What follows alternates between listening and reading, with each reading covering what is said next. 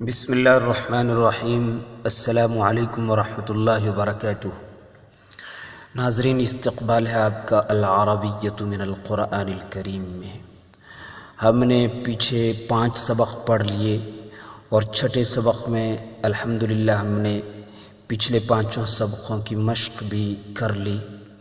مشق بہت ضروری ہے کسی بھی چیز کو سیکھنے کے لیے۔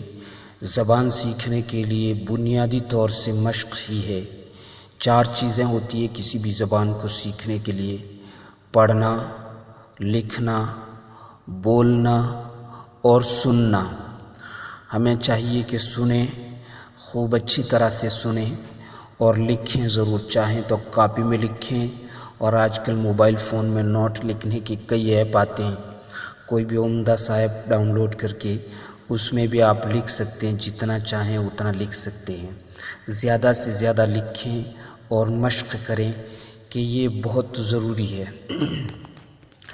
جتنا ہم نے سیکھ لیا ہے اس کو بولنے کی کوشش کریں، جملے بنائیں، جیسا کہ میں نے نمونے کے طور پر چھٹے سبق میں یہ چیزیں پیش کی تھی۔ اب آج ہمارا 7واں سبق ہے، یعنی مشق والے سبق کو نکال دیں تو چھٹا سبق ہے۔ اس میں بھی وہی چیزیں، جیسے ہم نے انتا، انتما، انتم، انتی یہ الفاظ پڑھے اور سیکھے تھے، انہی کی ایک دوسری شکل ہے۔ گرامر کی اصطلاحات میں پڑھے بغیر یا صحیح لفظوں میں الجھائے بغیر میں یہ کہتا ہوں انتا، انتما، انتم، انتی، انہی کی ایک دوسری شکل ہے کا، کما، کم، کی، کن۔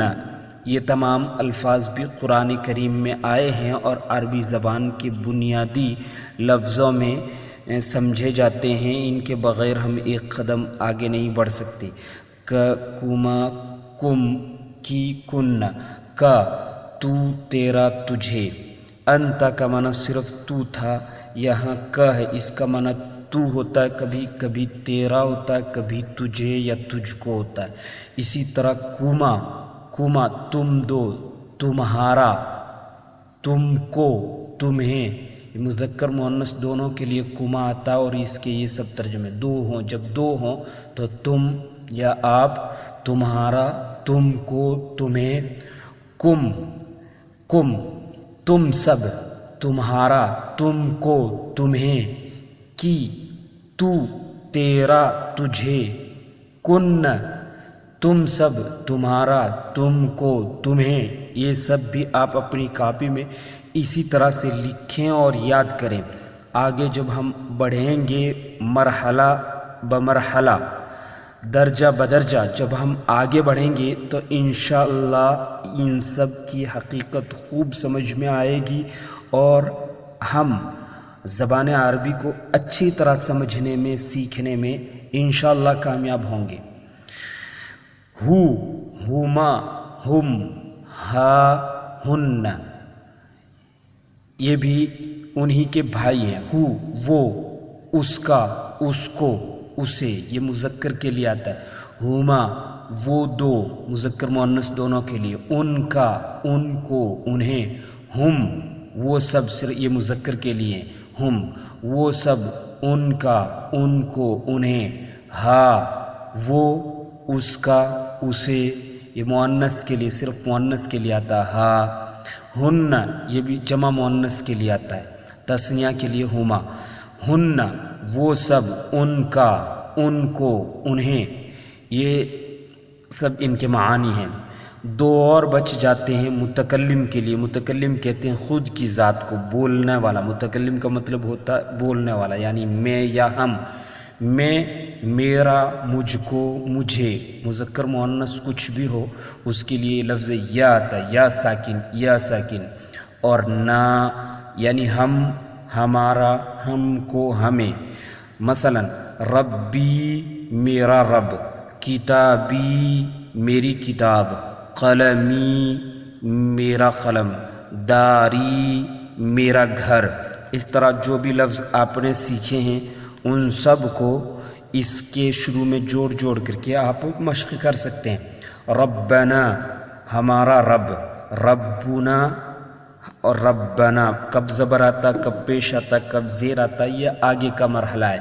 ربنا یا ربنا ہمارا رب، ربو کا، اب جو کما کم تھا ان کے آگے بھی آپ لگا سکتے ہیں، ربو کا تیرا رب، ربکما تمہارا رب یعنی تم دونوں کا رب، ربکم تمہارا رب تم سب کا رب یعنی مذکر جب ہو تو، ربو کی تیرا رب ایک خاتون ہو تو، ربکن تمہارا رب تم سب خواتین کا رب، اسی طرح ربہو اس کا رب، ربہما ان دونوں کا رب، ربہم ان سب کا رب، ربہا اس ایک خاتون عورت کا رب، ربہن ان سب خواتین کا عورتوں کا رب۔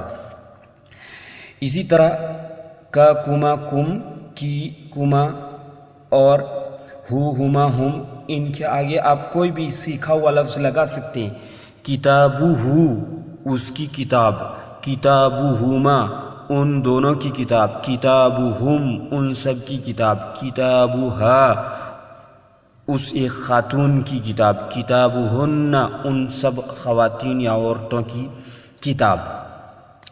اسی طرح کتابو کا تیری کتاب، قلمو کا تیرا قلم، دارو کا تیرا گھر، دارکما تم دونوں کا گھر، دارکم تم سب کا گھر، دارو کی تیرا گھر۔ اسی طرح ان سب کے شروع میں آپ سیکھے ہوئے الفاظ میں سے اور بھی جو لفظ لگانا چاہتے ہیں وہ لفظ لگا سکتے ہیں، مثلا جنتن جنت کو کہتے ہیں، جنتو کا تیری جنت، جنتکما تم دونوں کی جنت، جنتکم تم سب کی جنت۔ مصحف پڑھا آپ نے، مصحفن کے معنی قرآن کریم، قرآن کریم کے نسخے کو مصحفن کہتے ہیں، مصحفو کا تیرا قرآن کریم، مصحفکما مصحفکم، مصحفو کی، مصحفکن، اسی طرح مصحفہو، مصحفہما، مصحفہم۔ تو یہ کا کما کم کی کن اور ہو ہما ہم ہا ہن اور یا نا یہ لفظ ہو گئی۔ ان کے معانی آپ اپنی کاپی میں اچھی طرح لکھ لیں، لفظ اور معانی، اور خوب اچھی طرح یاد بھی کر لیں اور سمجھ بھی لیں۔ ہم کو قدم بقدم، مرحلہ بمرحلہ، درجہ بدرجہ آگے بڑھنا ہے، مگر ہمت کے ساتھ۔ مشکل یہ ہے کہ ہم کو انٹرنیٹ نے جلد باز بنا لیا، ہم نہ کسی کتاب کو مکمل پڑھ سکتے ہیں، نہ کسی مضمون کو مکمل پڑھ سکتے ہیں، حتیٰ کہ کسی ویڈیو کو مکمل دیکھ سکتے نہیں۔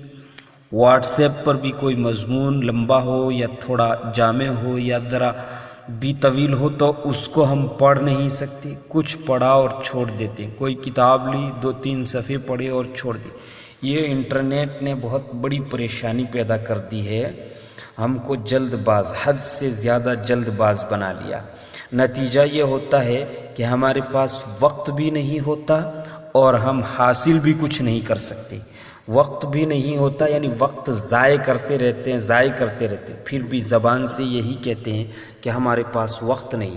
یہ انٹرنیٹ کی پیدا کردہ مشکلات میں سے ایک بہت بڑی مشکل اور اس کے مسائل میں سے ایک بہت بڑا مسئلہ ہے کہ ہم سے استقلال سلب کر لیا، استقلال چھین لیا، ثابت قدمی چھین لی، کسی ایک چیز پر ہم ٹک نہیں سکتے۔ بہرحال آپ لکھیں بھی، پڑھیں بھی، سنیں بار بار اور سمجھیں بھی، اور اچھا لگے تو اپنے احباب اور دوستوں تک بھی پہنچائیں۔ السلام علیکم ورحمۃ اللہ وبرکاتہ۔